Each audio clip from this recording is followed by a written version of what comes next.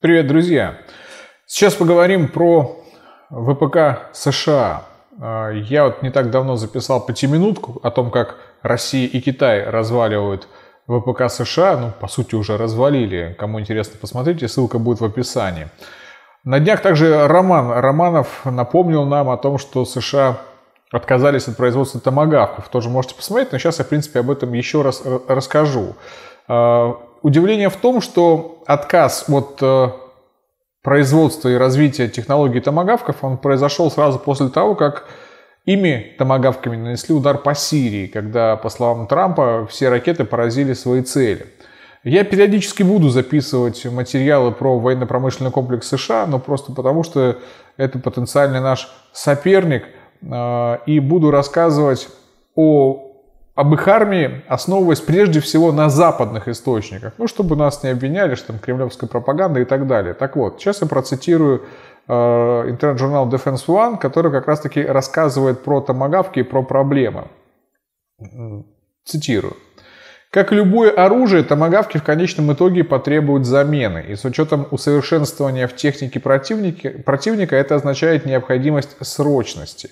Основными направлениями усилий по созданию более быстрого, более скрытного и смертоносного огнестрельного оружия являются дальнобойная противокорабельная ракета или ЛРАСМ, а также оружие наземного нападения следующего поколения или NGLAW, ну я по-русски так иногда называю. НГЛАВ, да? Они запланированы для введения в строй примерно в 2025 и 2030 годах. Соответственно, то есть оружие, последующее за томагавками, может быть сверхзвуковым или гиперзвуковым, даже более точным, высокоподвижным и эффективным даже в сложных электронных войнах и противоракетной среде. Но это только на бумаге, пишет нам журнал Defense One. Внеклассная модернизация сложных новых технологий военных систем имеет неприятную привычку прибывать на флот намного позже, чем планировалось. Именно поэтому мы должны делать все возможное, чтобы предотвратить сокращение на линии покупки томагавков и предлагаемую остановку производства. Когда нам не хватает целенаправленного проектирования для последующей закупки оружия, имеет смысл продолжать финансировать и модернизировать рабочие системы, пока у нас не будет полностью проверенный, полностью интегрированный и полностью запасенный арсенал новых ракет, особенно когда мы используем их со скоростью, превышающей запланированную. Ну вот так вот, друзья, это пишет американское издание, не кремлевская пропаганда. Убедившись на сирийской авантюре в том, что томагавки это по сути металлолом в современном боестолкновении, когда противник применяет даже старые советские средства ПВО, и поняв, что против России, против Китая с этим не повоюешь, они возлагают надежды на новое вооружение. Однако я сейчас расскажу несколько фактов о том, как подобная стратегия разработки нового вооружения уже обламывалась в США и сколько денег они на это потратили. Вот в строй новейшего авианосца Джеральд Р. Форд был отложен до 2022 года, сообщает Bloomberg, опять же не кремлевская пропаганда. По данным агентства, причиной стали дефекты и поломки, которые моряки обнаружили в ходе испытаний. Истраченная на судно сумма делает его самым дорогим в истории. При этом Bloomberg тут же указывает, что бюджета размером почти в 13 миллиардов долларов оказалось недостаточно для доведения авианосца до ума. Вот нет у них в Штатах Навального, чтобы расследовать, а куда уходят государственные деньги. Джеральд Р. Форд начали строить на одной из верфей Ньюпорта в штате Вирджиния еще в 2009 году. Подрядчиком выступила фирма Huntington Ingalls Industries, единственный производитель атомных авианосцев США, дочернее предприятие одного из столбов американского ВПК корпорации Northrop Grumman. По поводу этого на воду, собственно говоря, этот авианосец спустили в ноябре 2013 года, ну, то есть достаточно давно, а эксплуатация перенесена до 2022. Сейчас будем разбираться, почему. Причем вот в строй, когда он уже должен был войти, собственно говоря, как у нас говорят, встать в вооружение, был запланирован на 2014 год. Однако ничего не получилось из-за дефектов. как в системах вооружения, так и в новых катапультах, обеспечивающих запуск самолетов, и аэрофинишере, осуществляющем посадку авиации. Устранить дефекты американцы собирались еще осенью 2016 года, но летом того года заявили, что переносят все это дело на 2017. Пока проблемы не будут решены, они будут значительно ограничивать возможности авианосца по ведению боевых действий. Это заявлял глава оперативного тестирования Пентагона Майкл Гилмор. Аэрофинишер удалось доделать в 2017 году. Правда, при этом его цена выросла с заявленных компанией 301 миллиона долларов до, внимание, 961 миллиона долларов. Более чем в 3 раза цена увеличилась. Тогда была осуществлена первая успешная посадка на этот авианосец палубного истребителя-бомбардировщика FA-18. После этого на смену прежним дефектам пришли новые: изъян в двигательной установке атомного авианосца, а также в лифтах, которые должны были поднимать боеприпасы на палубу. Поставщик двигательной установки компания General Electric признала, что диагностика выявила производственные дефекты. Друзья, на самом деле таких примеров много, и Трамп все равно обещает подобные авианосцы, подобные этому Геральду Эрфорду, ввести в строй 12 авианосцев такого класса. Сроки он этого не уточняет, и когда это произойдет, неизвестно. Денег на это уходит много. И там тоже беспокоятся на эту тему. Это я цитирую западные СМИ.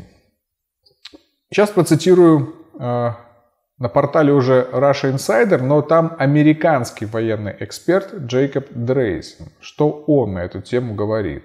Его признание ценно тем, что аналитик имеет опыт работы не только в Пентагоне, но и в Конгрессе США, а также в лоббистских структурах американского военно-промышленного комплекса. То есть знает всю эту кухню изнутри, но за словом в карман он не лезет и особо не подбирает выражений, когда об этом рассказывает. Я сейчас буду его просто цитировать, а вы наслаждаетесь. Как ветеран армии США и давний житель Белтвея, в том числе 4,5 года живущий в Арлингтоне, штат Вирджиния, где, вероятно, концентрация защитников, подрядчиков Пентагона плотнее, чем в любой точке Америки, я думаю, что это понимание в корне неверно с военно-промышленным комплексом США. В смысле понимания, что он говорил, что оружие США дрянь в сравнении с российским.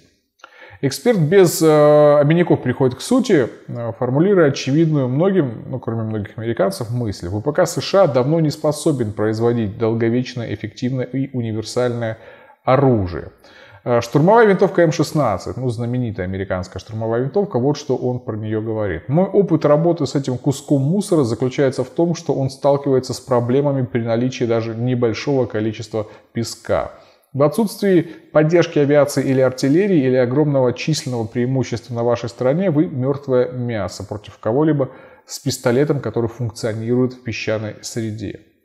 Про танк М1 Абрамс, основной боевой танк армии США. Двигатель представляет собой газовую турбину, как у воздушного судна, за исключением того, что ее используют в пустынях и даже во время песчаных бурь, что делает ее чрезвычайно капризной, требующей сложного обслуживания. Конечно, Абрамс был разработан для военных действий в Германии, где песок не проблема, но во время приключений в Ираке песок так разорвал вентиляторы турбин, что более 1000 из этих стоящих миллионы долларов блоков питания пришлось снять и отправить на хранение на склады или на восстановление в мастерские. Он считает, что ВПК Америки существует лишь потому, что доллар – это мировая резервная валюта. Когда у вас есть резервная валюта мира, вы можете позволить себе все это и многое другое. Весь мир платит за ваши войны. Но отходы и неэффективность – это факт. Главная проблема – чрезмерная сложность разработок, в которые вливают огромные деньги. Это он считает так. Да и в качестве примера приводит вертолет Команчи, призванный заменить легендарный Апачи. На эту разработку с 1983 по 2004 год истратили свыше 10 миллиардов долларов. Итак, цитирую дальше эксперта. Более 10 миллиардов долларов ни за что, ни один Команчи никогда не был доставлен для постоянного использования в какое-либо военное подразделение армии. Куда делись эти деньги, если они фактически ничего не производили, кроме нескольких прототипов? Они потратили 10 миллиардов долларов на презентацию PowerPoint? Мой мозг не может даже воспринять это. Можете ли вы представить, что Россия или Китай могли бы сделать за 10 миллиардов долларов? Дрейзен негодует. И мы на самом деле с вами не можем представить, можем так пофантазировать, но я думаю, что мы бы эти деньги потратили более эффективно, но у нас нет мировой резервной валюты, мы не можем ее печатать.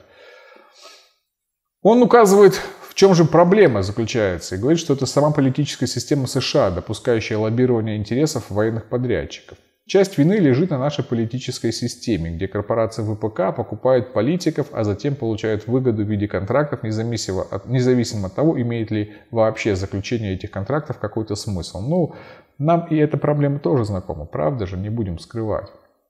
В годы, когда чертежи делали карандашом на бумаге, а бюджеты были в разы меньше, создавали такие самолеты, как СР-71, Blackbird, а сейчас дядя Сэм не способен сделать тяжелый ракетный двигатель, не говоря уже о хорошем шлеме для F-35. В качестве технической цивилизации мы вырождаемся, прямо признает этот эксперт.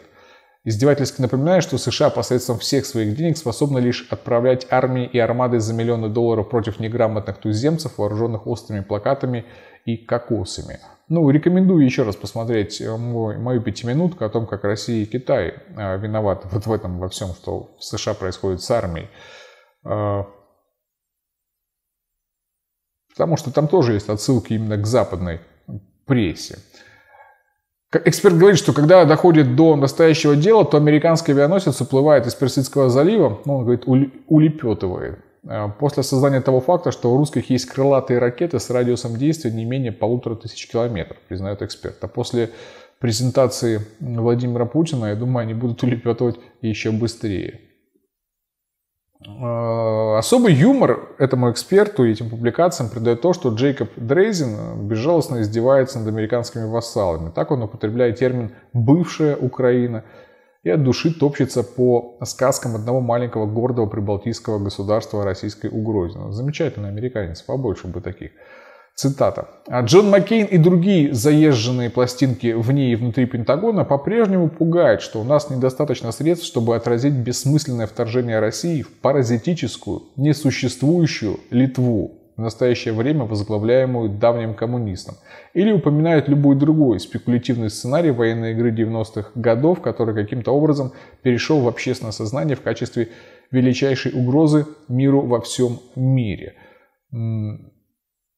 Он считает, что гегемония США закончилась. Дальше путь вниз лежит.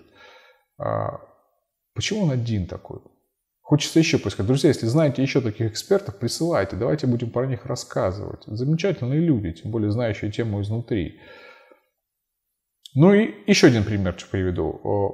Плавучими кучами мусора назвал корабли береговой обороны США проекта Littoral Combat Ship, прибрежный боевой корабль, специализированный портал Task and Purpose. Американский ресурс возмутился тем, что на этот проект угроблены годы и куча денег, а его результаты плачевны. После 16 лет и миллиардов долларов флот, возможно, наконец-то признал, что его программа Littoral Combat Ship, прошу прощения, выглядит как несчастный провал. Пишет это издание. Напоминает, что Пентагон планировал закупить у производителей 355 подобных судов. Теперь же американские военные терзают смутные сомнения их. Ну, можно еще мой материал про украинские ВСУ, про военно-морские силы и про морскую пехоту, которым дали новые береты, посмотреть. Не так давно он вышел, где я рассказываю, что теперь украинские десантники десантируются с помощью надувных лодок американских, которых они передали, потому что десантных кораблей у них один средний десантный корабль, которому 50 лет. Мало того, что ВМС сократили количество вот этих прибрежных боевых кораблей, заказанных у Lockheed Martin и General Dynamics в 2014 году, из-за опасений по поводу производительности судов, но обзор флота ВМС, проведенный между 2016 и 2017 годами в рамках оперативного тестирования и оценки Пентагона, опубликованный в январе 2018 года, выявил значительные структурные проблемы в программах Freedom и Independence. 3 из 4 оригинальных вот этих кораблей сейчас находятся в ремонте. 3 из 4. У них выявили массу болячек от проблем с радарами до ограниченных возможностей защиты от противокорабельных ракет. Вдобавок, суда сконструированы так, что один удар приведет к потере двигательной способности, боевой способности и способности купировать ущерб и вести ремонтные работы. Ни один вариант LCS, вот этих кораблей, не выживет в сражении высокой интенсивности. Это сказано в официальном отчете Пентагона. Точную сумму денег, которую потратили на этот проект и отдали компаниям Lockheed Martin и General Dynamics, не сообщают. Однако эта сумма, говорят, сопоставима с расходами на еще один провальный проект американского ВПК самолета F-35. Друзья, к чему я все это говорю? Мы сейчас частенько рассуждаем на тему возможного военного противостояния между Россией и США, Россией, Китаем и США. И многие наши либералы и там, любители говорить, что Путин все слил, ссылаются на то, что нам нет никакого смысла соревноваться в военной мощи США, потому что бюджеты несопоставимые. У них там бюджеты больше почти 900 миллиардов долларов в год. Несравнимы с нашими, в десятки раз меньше у нас. В 10, чуть больше, чем в 10 раз меньше. Вопрос не в деньгах, не в объеме, а в качестве их использования. Проблем у американского ВПК много. Эти проблемы я подаю в разных роликах, которые периодически надо пересматривать всем нам и собирать в одну кучу, потому что